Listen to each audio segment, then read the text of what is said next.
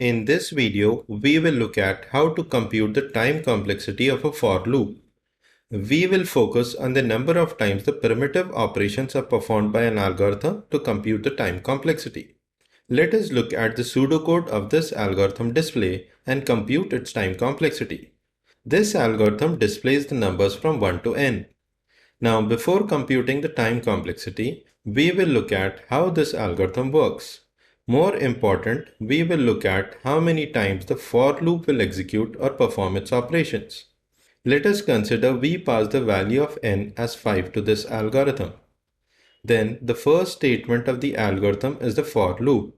For I equal to 1 to n, what this means is that the for loop initializes variable I to 1 and continues to execute the statements inside the for loop until the variable I reaches n. That is, until I is less than equal to n, each time incrementing the value of variable I by 1. Let us have a table to keep track of the values of variable I in the first column, and we will also check if I reaches n, that is, the condition I less than equal to n. So we will have I less than equal to 5 in the second column because n is 5 in this case. So in the first statement, the for loop initializes the variable I to 1. So we will have 1 in the table. Then the for loop checks if variable I reaches n or I is less than equal to n. In this case, I is less than equal to 5. And at this point, since I is 1, the condition 1 less than equal to 5 is true. Therefore, the statements inside the for loop will be executed.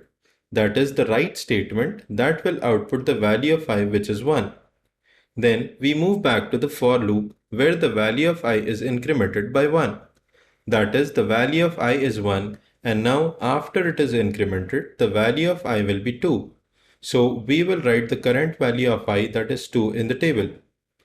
Then the for loop checks if the variable I reaches n or I is less than equal to n. In this case, I less than equal to 5. And at this point, since I is 2, the condition 2 less than equal to 5 is true. Therefore, the statements inside the for loop will be executed. That is the right statement that will output the current value of I, which is 2. Then we move back to the for loop where the value of I is incremented by 1. That is, the value of I is 2, and now after it is incremented, the value of I will be 3. So we will write the current value of I, that is 3, in the table. Then the for loop checks if variable I reached n or I less than equal to n. In this case, I less than equal to 5. And at this point, since I is 3, the condition 3 less than equal to 5 is true. Therefore, the statements inside the for loop will be executed. That is the right statement. That will output the current value of I, which is 3. Then we move back to the for loop where the value of I is incremented by 1. That is, the value of I is 3, and now after it is incremented, the value of I will be 4. So we will write the current value of I, that is 4, in the table. Then the for loop checks if variable I reached n or I is less than equal to n. In this case, I less than equal to 5. And at this point, since I is 4, the condition 4 less than equal to 5 is true. Therefore, the statements inside the for loop will be executed. That is the right statement that will output the current value of I, which is 4. Then we move back to the for loop where the value of I is incremented by 1. That is, the value of I is 4, and now after it is incremented, the value of I will be 5. So we will write the current value of I, that is 5, in the table. Then the for loop checks if variable I reached n or I less than equal to n. In this case, I less than equal to 5. And at this point, since I is 5, the condition 5 less than equal to 5 is true. Therefore, the statements inside the for loop will be executed. That is the right statement that will output the current value of y, which is 5. Then we move back to the for loop where the value of I is incremented by 1.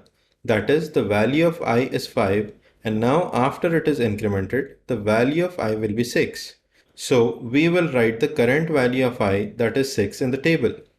Then the for loop checks if variable I reached n or I is less than equal to n. In this case, I less than equal to 5, and at this point, since I is 6, the condition 6 less than equal to 5 is false. That means variable I started from 1 and reached n. Then, when I becomes more than n, the statements inside the for loop will not execute and the for loop terminates. If you observe, when the value of n is 5, then the statements inside this for loop are executed for 5 times.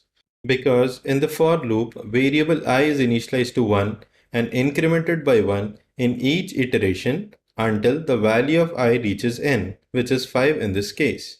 And when I becomes 6, that is when I is more than n, or in this case 5, that is the 6th time the for loop terminates. Similarly, in terms of n, that is, when I is 1 to n, then the statements inside the for loop are executed for n times, and in n plus 1th time, the for loop terminates. This is because the for loop has to execute one more time to check that the variable I is more than n to terminate the for loop. Therefore, in terms of n, we say that the for loop will execute for n plus 1 times and the statements inside the for loop will execute for n times. Now, having understood this, we will move ahead and compute the overall time complexity of this algorithm. The first statement is the for loop for I 1 to n that will execute for n plus 1 times, which we have computed. Then the statements inside the for loop will execute for n times. Now we have the write statement inside the for loop. The write statement is a primitive statement which will take unit time to execute.